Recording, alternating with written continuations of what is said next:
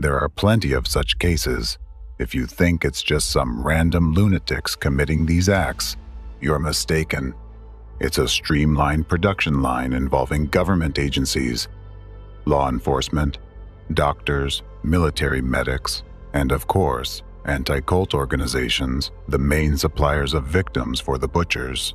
And this is China, which is now striving for geopolitical leadership on the world stage. A country where dissenters are herded into labor camps, treated like beasts of burden, and the healthier among them are harvested for use in black transplantology. Because according to their logic, the state is not obliged to support them at its own expense, so they must pay and pay with pieces of their bodies and their lives. There are thousands of horrifying torture stories involving fallen DAFA practitioners that have been made public. Hundreds of thousands, possibly even millions of other cases remain hidden from the public eye. In China, censorship severely restricts access to and dissemination of information. It is particularly disturbing that these persecutions have not ceased to this day. Information about the ongoing persecutions, as of 2024, is regularly updated on the official Falun Gong website. Thus, based on the grim experience of religious repression in China and the presented facts about the activities of the anti-cult movement in Russia and Europe, the true aim of these anti-cult organizations becomes evident.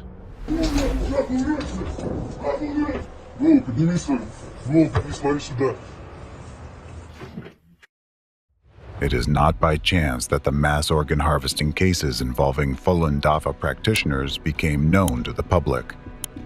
The Chinese authorities intentionally allowed this information to leak so that these crimes would be documented and proven. This is their guillotine in the central square. It serves as a warning of what will happen to anyone they perceive as a threat to their power. This is an act of informational terrorism, bringing the entire country to its knees and forcing people into a state of subjugation. What is happening in China is an illustrative example that the methods and legacy of Nazism are alive, masked under the guise of combating religious dissent. Millions of ordinary people practicing their religion have fallen victim to an old, proven method that, at the instigation of anti-cultists, was used by the Nazis of the Third Reich during World War II. The Nazis justified the mass extermination of people by declaring that they were soulless animals unworthy of mercy. These methods are being put into practice today, in your time, by the anti-cultists of the Fourth Reich.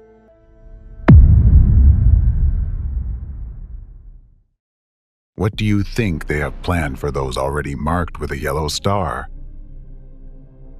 They have already targeted around 60 million members of religious minorities and have begun a planned attack on several secular and political organizations. The next person to be labeled a cultist, and therefore not a person, could be anyone.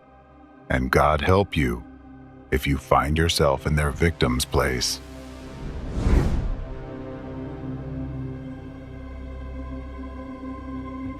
Everyone should understand that if global anti-cultism reached its ultimate goal and democracy was destroyed, one day you would wake up in a totalitarian world where, at any moment, your organs could be cut out alive and without anesthesia, without even asking you.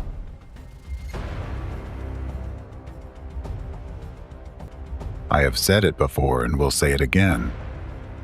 If the freedom of speech is taken away, then dumb and silent we may be led, like sheep to the slaughter. Now is the time to regain your sanity and examine what is happening right before your eyes.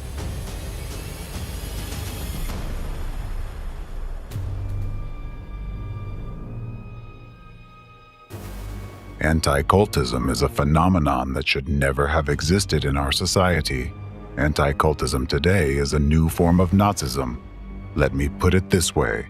The concentration camps are already built. There are already camps where doctors remove organs without anesthesia, and these will become torture chambers and true concentration camps for millions of people tomorrow. For them, you are all on the verge of becoming slaves. You are all already in the midst of a Holocaust.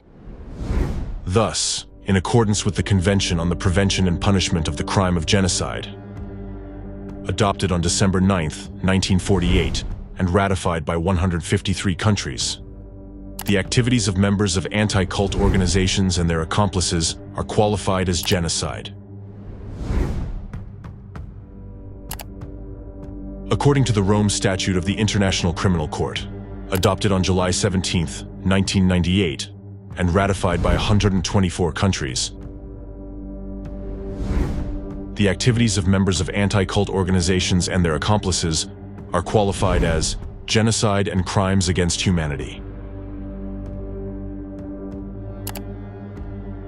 In accordance with the Convention on the Non-Applicability of Statutory Limitations to War Crimes and Crimes Against Humanity, adopted by United Nations General Assembly Resolution 2391, on November 26, 1968, crimes against humanity are considered among the gravest crimes.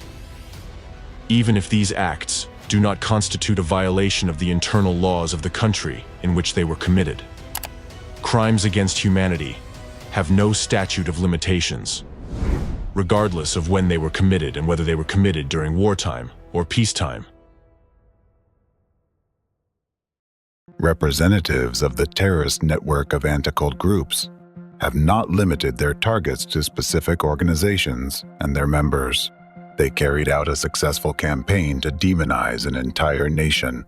The goal of this campaign was to prepare the public in their targeted country for aggression against this nation and to justify the extremely brutal and ruthless actions that were subsequently taken against its people. In fact, the anti-cultists orchestrated and legalized a genocide against an entire nation, the people of Ukraine. The Ukraine case. Representatives and accomplices of the anti-cult movement made a series of outrageous statements about Ukrainians and Ukraine as a whole. These defamatory statements began to surface many years before the military conflict between Ukraine and Russia, as a preparatory stage of propaganda aimed at shaping public opinion, injecting and ingraining necessary narratives in people's minds. These statements have only intensified and taken on more radical forms now that the military conflict is in its active phase. And in general, the situation with mass hysteria we observe in Ukraine resembles, in essence, what happens in cults. One of the first to spread the idea that Ukraine is afflicted by Satanism, which is linked to Nazism, was Vladimir Rogatin, a corresponding member of the European Federation of Centers of Research and Information on Sectarianism, FECRIS. By a remarkable coincidence, this individual conducts his activities in Ukraine, while also being an active mouthpiece for Russian anti-cultists. In 2014, he began explaining the cause of the Euromaidan by attributing it to the harmful influence of new religious movements. He added that they were also behind what happened in Ukraine in 2004, namely, the Orange Revolution. Discrimination has reached a qualitatively different level. We must acknowledge that it wasn't just Orthodox Christians and Uniates. There were also neo-pagans, Baptists, and various movements involved in the Maidan protests. This completely aligned with the opinions of FECRIS Vice President Alexander Dvorkin, who had previously made similar statements. We saw that the first Maidan was driven entirely by neo-Pentecostals, who were the main active forces.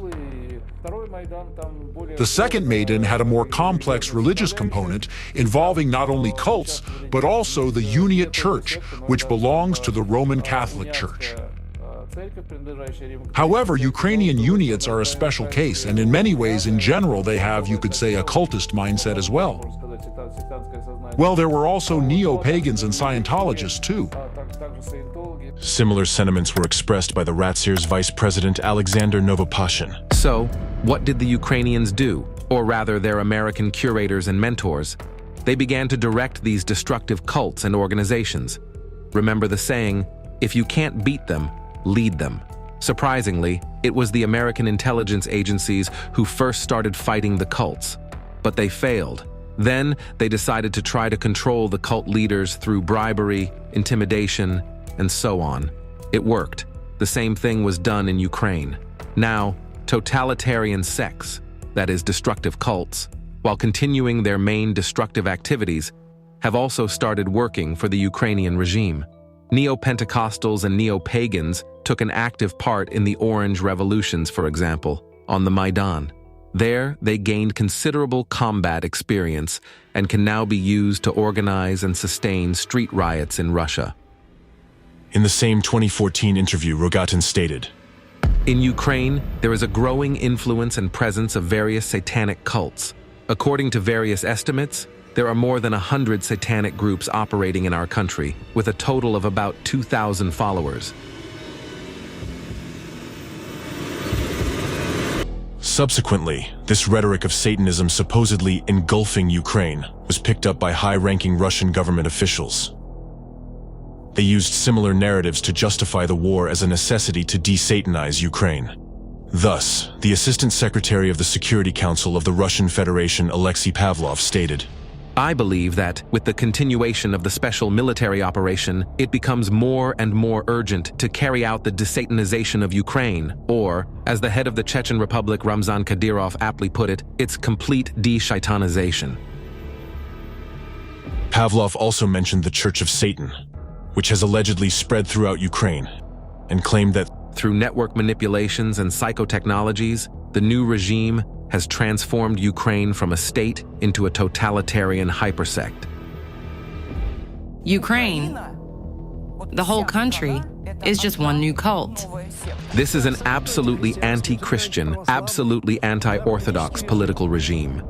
Additionally, back in 2014, on the website of the Missionary Department of the Novosibirsk Diocese chaired by the aforementioned Alexander Novopashin, an article was posted containing the following statements. I just want to draw attention to one charming circumstance, namely the principle of Ukrainian-like state organization almost completely coincides with the principle of organizing a totalitarian sect or destructive cult. Meanwhile, for people who found themselves in a cult and once swallowed the cultist lie, this lie becomes a norm. Cultists not only lie to themselves and others, but they also stop perceiving any opinion different from the one imposed on them by the cult. Therefore, simply talking, persuading, or proving is a useless and thankless task. We must remember that the war in Ukraine isn't for territories. The war is for souls, and it will continue in one form or another until activities of the cult are stopped.